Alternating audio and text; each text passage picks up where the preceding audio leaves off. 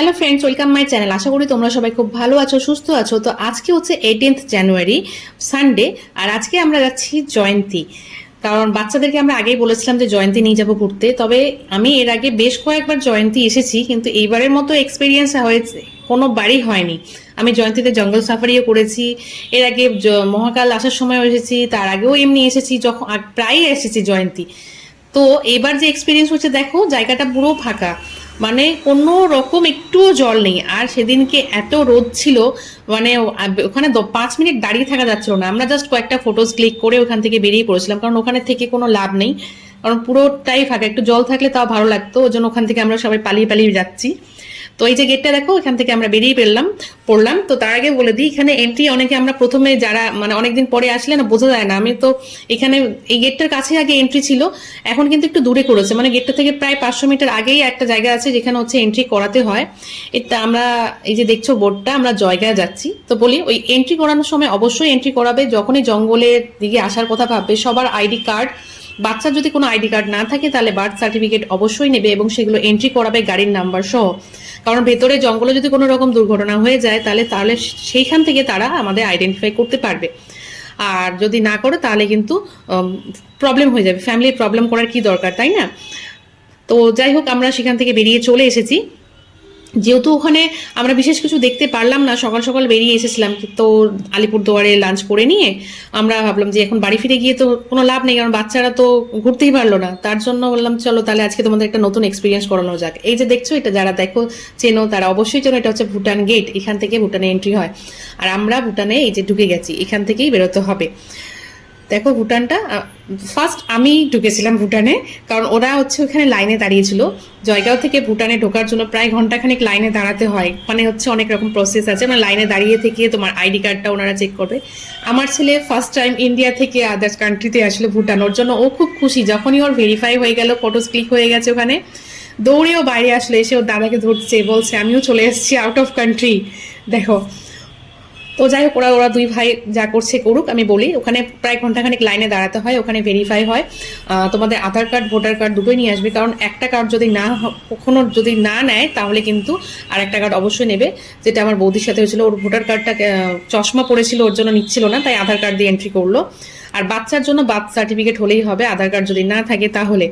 তো এইভাবে হচ্ছে এন্ট্রি হলাম, প্রায় ঘন্টাখানেক লাইনে দাঁড়িয়ে। এই যে সেই ভাইরাল ব্রিজ, যেটা হ্যাঙ্গিং ব্রিজ, যেখানে এই বছর প্রায় অনেকেরই ফটোজ দেখা হয়েছিল। আমিও জানি না যে এখানেই প্রথমে আমাদের ড্রাইভার দাদা নিয়ে আসবে। আর হ্যাঁ, আমরা যখন ভুটানে এন্ট্রি করলাম, এন্ট্রি করার পরে এখানে গাড়ি ভাড়া করলাম, যেটা হচ্ছে 1400-1500 টাকা ভাড়া নেয়, যেখানে 4টা স্পট ঘোরায়। তো আমরা ঢুকেছিলাম 3টের সময়, লাইনে দাঁড়িয়েছি প্রায় 4টা পর্যন্ত, 4টা বেজে গেছিলো আমাদের লাইন থেকে বের হতে, মানে ভুটানে ঢুকতে। মানে এইরকম এতটা টাইম লেগেছিল, প্রচুর লোক ছিল। তো বেরিয়ে আমরা একটা গাড়ি ভাড়া করলাম, যেখানে ড্রাইভার দাদা বললেন যে উনি 4টা স্পট ঘোরাবেন।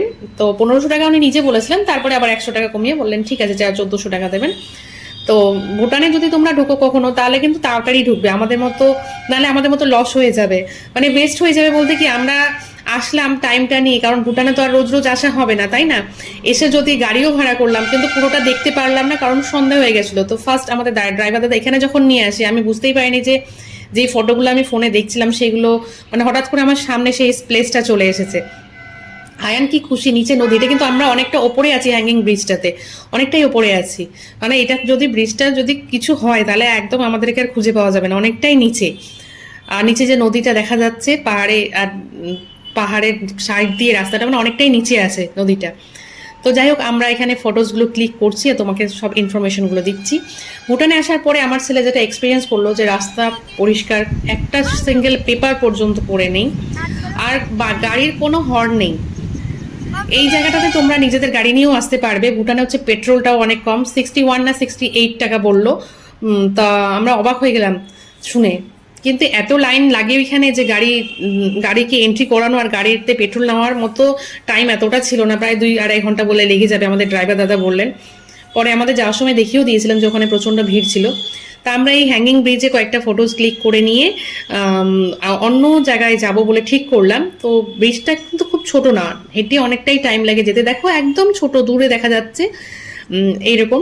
তা আমি একটু জায়গাটার ফিল করছিলাম, ফটোজ তো অনেক ক্লিক করেছিলাম। এই ভিডিওটা যে ও ক্লিক করেছে, এই ভিডিওটা যখন নিয়েছে আমি বুঝতে পারিনি, আমি নিজের মতো হেঁটে হেঁটে দেখছিলাম দু সাইডটা, খুব সুন্দর লাগছিল, এত হাওয়া, দেখতেই পাচ্ছ এরকম ফাঁকা জায়গায় তো হাওয়া থাকবে তাই না, ভালো লাগছিল জায়গাটা।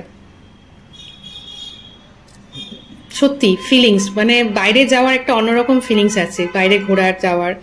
তারপরে ও ভিডিওটা আমার ফোনটা আমাকে দিয়ে বলছে তুমি থাকো, আমি গেলাম, আমার ভয় লাগছে। ও পালাচ্ছে, দেখো পালানো শুরু করেছে।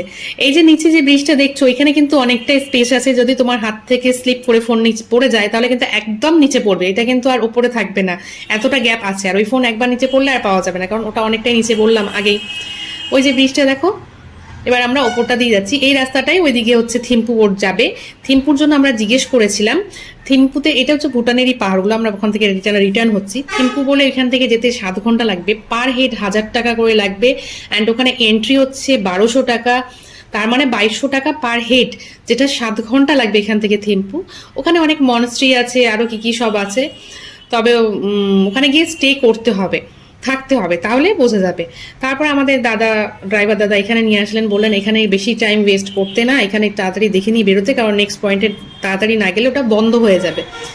তা আমরা ওই ব্রিজ থেকে এখানে আসতেই দেখো সন্ধ্যা হয়ে গেছে, ফটো খুব ভালো আসেনি, মানে রাতের প্রায় সন্ধ্যাই হয়ে গেছে।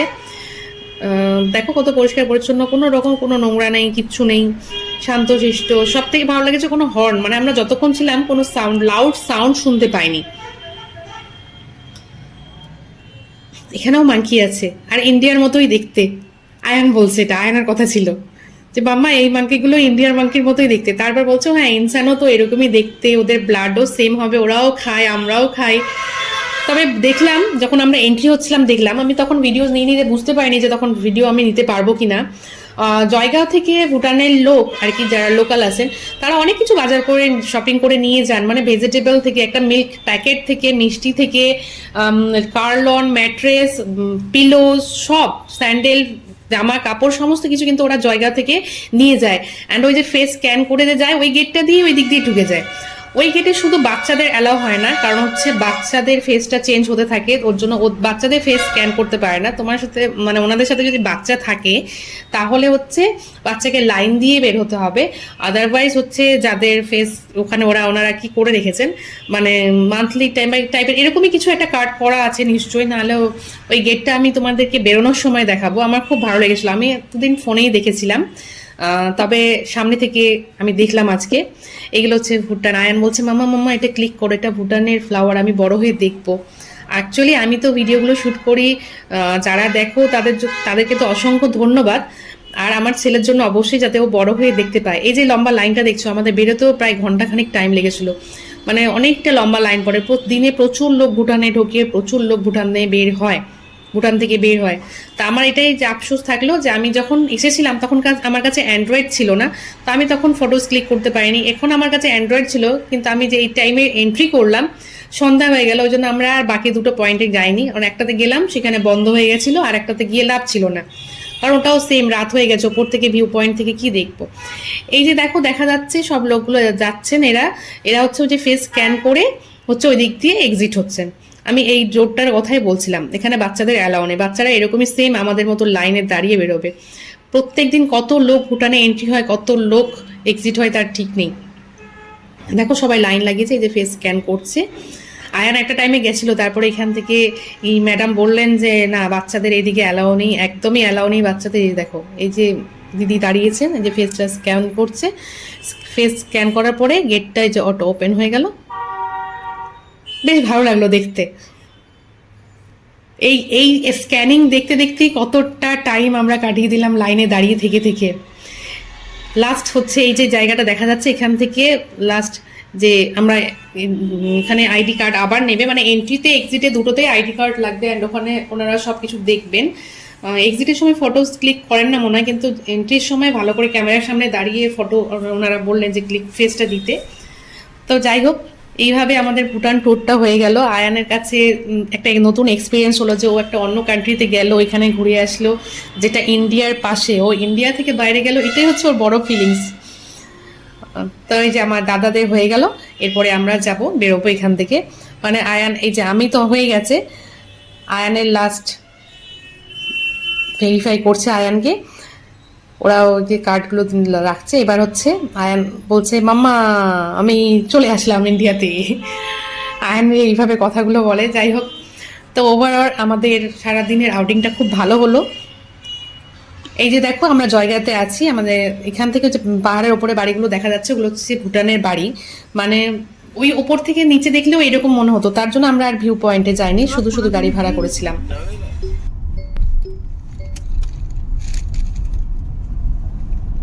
এখন কি পুরো জঙ্গলের ভিতর দিয়ে আমরা যাচ্ছি? হ্যাঁ, জঙ্গলের ভিতর দিয়ে যাবো। এই তো স্টার্ট হবে, সামনে জঙ্গল।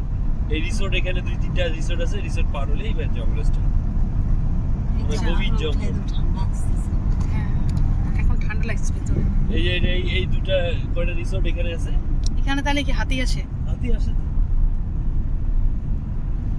রাত্রিবেলা তাহলে তো বেরোনো যাবে না কটেজ থেকে, ভয় পাবে সবাই।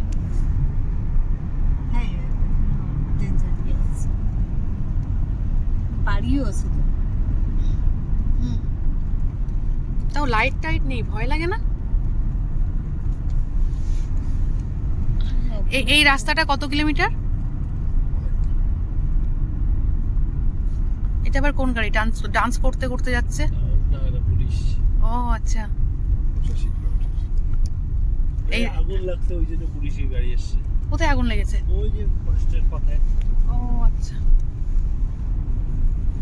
আগুন তো লাগে নেই, কেউ সিগারেট খেয়ে বা খেয়ে হয়তো ফেলাই দিল ওইটাতে। এই রাস্তা দিয়ে কেউ আর রাত্রেবেলায় বাইক নিয়ে যেতে পারবে? অনেকে যায়, খুব রিস্কি। তো আয়নের কাছে আজকের দিনটা ভীষণ এক্সাইটিং ছিল, যে ও হচ্ছে একদিনেই মানে ইন্ডিয়া থেকে আদার্স কান্ট্রিতে যেতে পারলো, মানে ইন্ডিয়া থেকে ভুটান একটা অন্য কান্ট্রিও ঘুরে আসলো, ওখানে দেখে আসলো ওখানকার লোক কেমন, ওখানকার রাস্তাঘাট কেমন। ওটা হচ্ছে ওর কাছে ভীষণ এক্সাইটমেন্ট। দেখো আমরা কোচবিহার চলে এসেছি, এটা হচ্ছে আমাদের কোচবিহারের রাজবাড়ি মানে কিং প্যালেস। আর একটু পরেই আমরা বাড়ি পৌঁছে যাব। সারাদিন বাইরে খাওয়া দাওয়া ঘোরাঘুরিতে খুব ভালো মজা হয়েছে বাচ্চাগুলোর, আর ওদের মজাতে ওদের খুশিতেই আমরা খুশি। আশা করছি তোমাদের ভিডিওটা ভালো লেগেছে, ইনফরমেটিভ হয়েছে। সবাই ভালো থাকো, সুস্থ থাকো।